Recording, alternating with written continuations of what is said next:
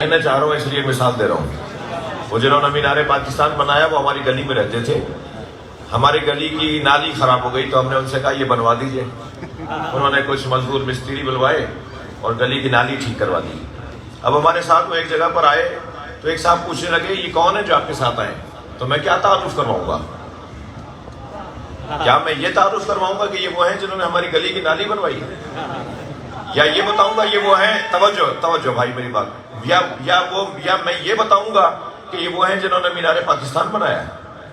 یقیناً میں یہ بتاؤں گا نا یہ وہ ہیں جنہوں نے مینار پاکستان بنایا ہے۔ یہ تو نہیں کہوں گا یہ وہ ہیں جنہوں نے نالی بنوائی ہے۔ عزیزان گرامی، اللہ تو جانوروں کا رب بھی ہے، اللہ زمین آسمان کا بھی رب ہے، اللہ میرا اور آپ کا بھی رب ہے، مگر ہمارے رب ہونے میں اللہ کے لیے کون سے فخر کی بات ہے؟ فخر تو یہ ہے محمد اور علی کا رب ہے۔ اللہ کی الوہیت کا اعلان تو جب ہوگا جب محمد جیسا سجدہ کرے، علی جیسا سجدہ کرے۔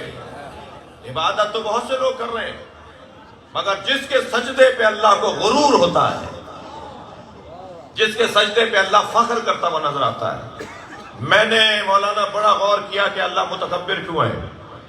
ہمیں تو پسند نہیں کرتا کہ وہ متکبر ہم بن جائیں، ہم ہو جائیں، مگر وہ خود متکبر ہے۔ وہ متکبر کیوں ہے؟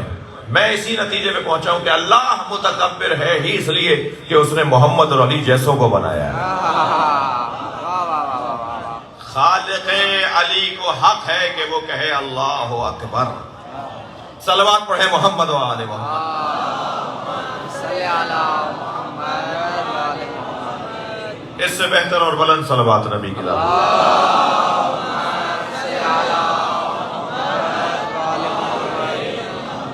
فلا وربک، تمہارے رب کی قسم۔ کون بات کر رہا ہے؟ سرکار دو جہاں سے اللہ بات کر رہا ہے۔ تمہارے رب کی قسم، تمہارے رب کی قسم۔ یا اللہ کیا پیار بھرا لہجہ ہے۔ فلا وربک لا یؤمنون حتی یحکموک فیما شجر بینہم۔ وہ مومن ہی نہیں ہو سکتا، اے میرے حبیب تمہارے رب کی قسم، وہ مومن ہی نہیں ہو سکتا، وہ مومن ہی نہیں ہو سکتا جو آپ کو اپنے اختلافات میں حکم نہ مانے۔ جب اختلاف ہو تو آپ سے آ کے فیصلہ نہ کروائے، آپ کو اپنے لیے حاکم نہ مانے، وہ اس وقت تک مومن نہیں ہو سکتا جو آپ کو اپنے اختلافات میں حاکم نہ مانے۔ فلا وربک لا یؤمنون حتی یحکموک، جب تک وہ آپ کو حاکم نہ مانے۔ کہاں؟ کب؟ فیما شجر بینہم، جب ان میں آپس میں مشاجرات ہوں، جب ان میں آپس میں اختلافات ہوں۔ میں نے جان بوجھ کے یہ لفظ استعمال کیا ہے مشاجرات۔ ہمیں جگہ جگہ ٹی وی چینلوں پر، جگہ جگہ مذاکرات میں، جگہ جگہ ملاقاتوں میں کہا جاتا ہے یہ بزرگوں کے مشاجرات ہیں، یہ امت کو بیان کرنے نہیں چاہیے۔ نہیں معلوم میری بات جا رہی ہے؟ نہیں، ہمیں ٹوک دیا جاتا ہے کہ وہ جو فلاں تھے ان کا مولا کے ساتھ مسئلہ تھا، وہ جو فلاں تھے ان کا مولا کے ساتھ مسئلہ تھا، یہ بزرگوں کے مشاجرات ہیں۔ میں نے وہی آیت لی ہے جس میں لفظ فیما شجر بینہم آیا ہے۔ یہ بزرگوں کے مشاجرات ہیں، یہ بزرگوں کے اختلافات ہیں۔ ہم امتیوں کو بزرگوں کے مشاجرات میں پڑھنا نہیں چاہیے۔ میں ان سے صرف ایک سوال وہاں بھی کر چکا ہوں اور یہاں بھی آپ کے بارگاہ میں رکھ رہا ہوں، آپ کے سامنے رکھ رہا ہوں۔ ہمیں تو بزرگوں کے مشاجرات میں نہیں پڑھنا چاہیے، مگر مصطفیٰ سرکار سے تو پوچھ لینا چاہیے نا کہ علی حق پر ہے یا نہیں۔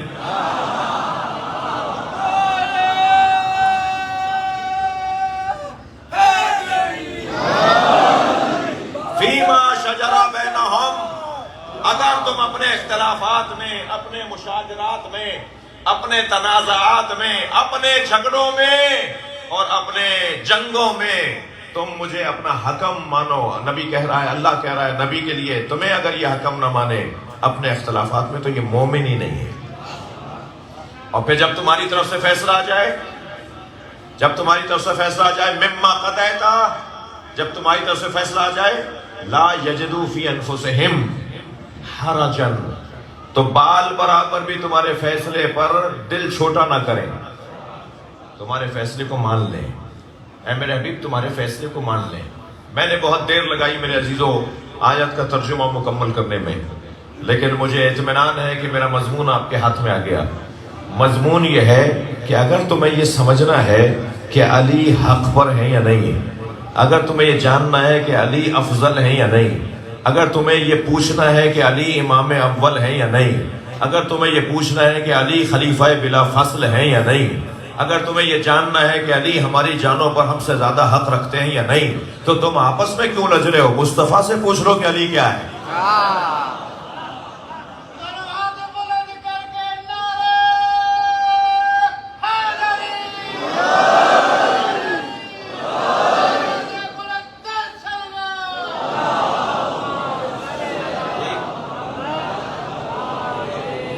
نبی سرکار سے پوچھ لیتے ہیں یا رسول اللہ آپ فرمائیے علی کیا ہیں آپ کے نزدیک؟ تو بھائی میں بہت چھوٹا حقیر فقیر نااہل طالب علم ہوں، گھنٹوں اس موضوع پر بات کرنے کی اہلیت رکھتا ہوں، مگر میں پہلے ایک جملے میں خلاصہ کروں گا۔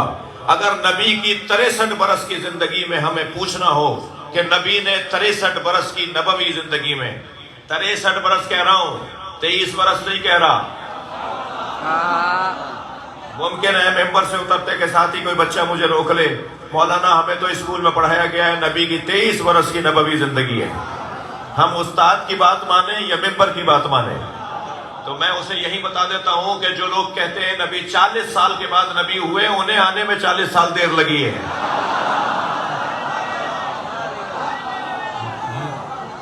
نبی اس وقت بھی نبی تھے جب آدم آب و گل کی درمیانی کیفیت میں تھے۔ خود سرکار نے فرمایا ہے کنت نبیا و آدم و بین الماء والطین، میں اس وقت بھی نبی تھا جب آدم آب و گل کی درمیانی کیفیت میں تھے۔ اور حدیث پوری سنا کریں، علی اس وقت بھی ولی تھا جب آدم بنے نہیں تھے۔ کس مولا کے، کس مولا کی بارگاہ میں اور آپ جمع ہیں؟ اور میں مجلس تقریباً 90% سندھی بھائیوں میں کے درمیان پڑھ رہا ہوں۔ یہ داد بتا رہی ہے کہ سندھی زیادہ ہے۔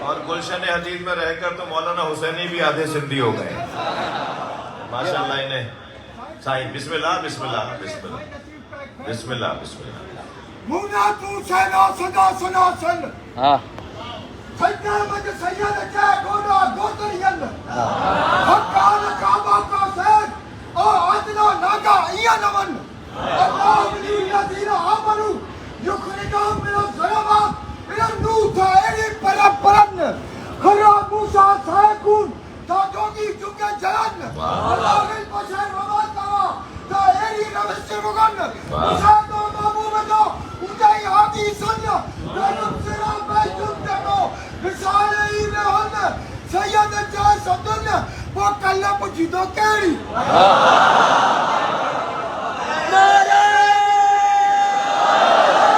قرآن کی آیتیں نظم کیے ہوئے ہیں۔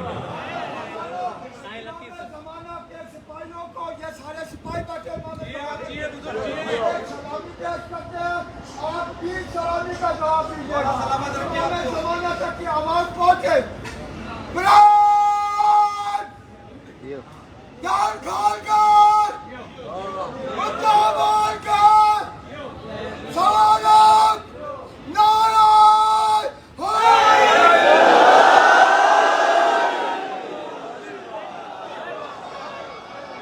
میں تو پہلے ہی کہہ چکا تھا عاشقوں کا مجمع ہے۔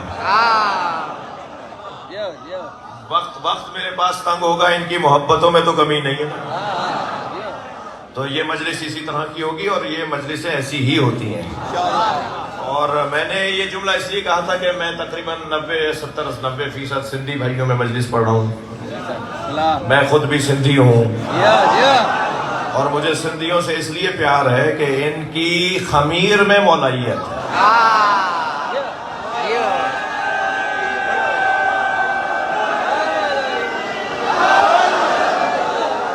سرشت میں مولائیت۔ اب میرا مطلب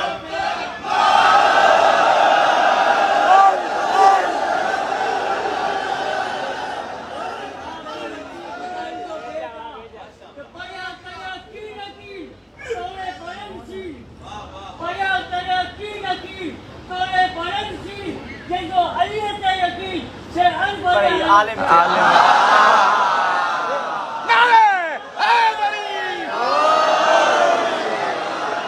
جس کے ذہن کا مالک علی ہو وہ جاہل ہو ہی نہیں سکتا. صلوات پڑھے محمد و آل محمد.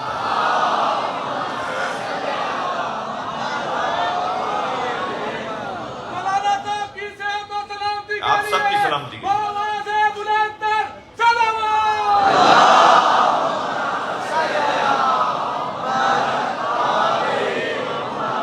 توجہ ہے حضرات کی. بھائی ہم سرکار نبی کی خدمت میں جاتے ہیں. میرا سنی مجمع بھی آیا ہوا ہے. میرے عزیز تشریف فرمائے. یہ مجلس شیعوں کی ملکیت نہیں ہے. شیعہ امام حسین کی اور مولا علی کی مجلسوں کے مالک نہیں ہیں، نوکر ہیں. اور نوکروں کو اپنی اوقات میں رہنا چاہیے.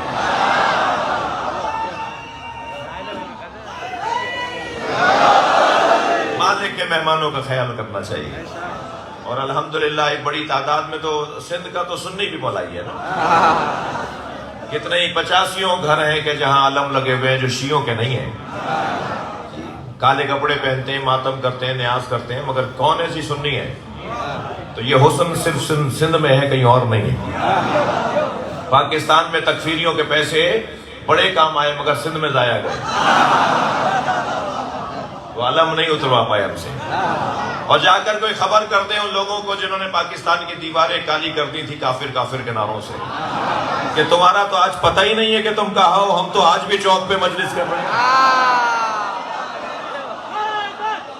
لبیک یا حسین.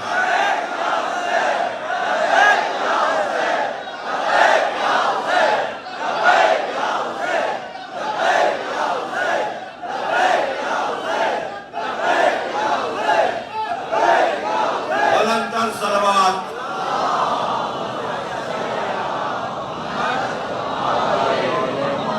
توجہ ہے حضرات کی. تو ہمیں قرآن سے پوچھنا ہے اور نبی سرکار سے پوچھنا ہے.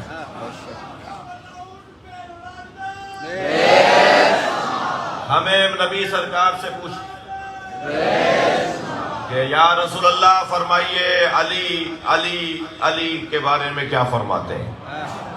تو میں طالب علم نبی کی 63 برس کی نبوی زندگی، مجھ طالب علم سے اگر آپ کہیں کہ جی 2 جملوں میں بتائیے نبی نے ساری زندگی کیا پہنچایا، تو میں طالب علم کہوں گا کہ نبی نے ساری زندگی یا اللہ سمجھایا یا علی بتایا ہے. یا توحید سمجھائی ہے یا علی سمجھایا. وحدانیت پروردگار کو ہم پر روشن کیا ہے اور ولایت علی کو ہم پر حاکم بنایا ہے. جی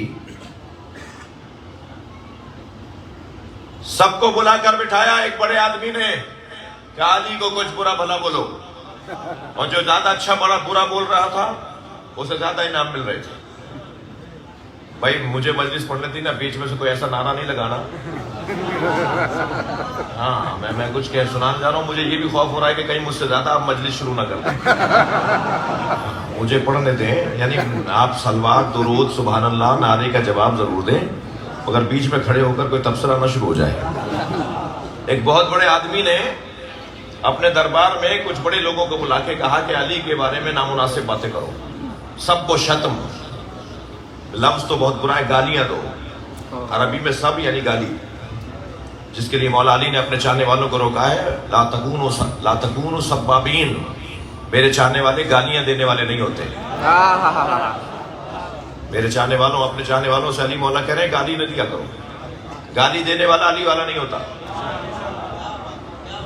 گالی دینے والا شیعہ تو بہت دور کی بات ہے. گالی دینے والا مہذب انسان نہیں ہوتا. یہ قوم گالی دینے والی قوم نہیں ہے. ہم گالی دینے والے لوگ نہیں ہیں، مگر جو لوگ اچھے نہیں ہیں انہیں جانتے بھی نہیں ہیں، ان پر بات بھی نہیں کرنا چاہتے. جی بلایا ہوا تھا اپنے دربار میں اور کہا کہ کہو. کرسی آ گئی، ایک ایک کر بولتا چلا گیا. تو کرسی آ گئی جناب سعد ابن ابی وقاص رضی اللہ تعالیٰ عنہ، نبی کے ٹاپ 10 صحابہ کرام میں، نبی کے 10 بڑے صحابہ کرام میں. سعد ابن ابی وقاص بھی وہاں تشریف فرمائے. اب اس پہ فیصلہ نہیں کرنا کہ وہاں وہ کیوں گئے تھے، حالات کیا تھے، ماحول کیا تھا، جی مشکلات کیا تھیں، ضرورتیں کیا تھیں، ہم کچھ نہیں کہہ سکتے۔ 1400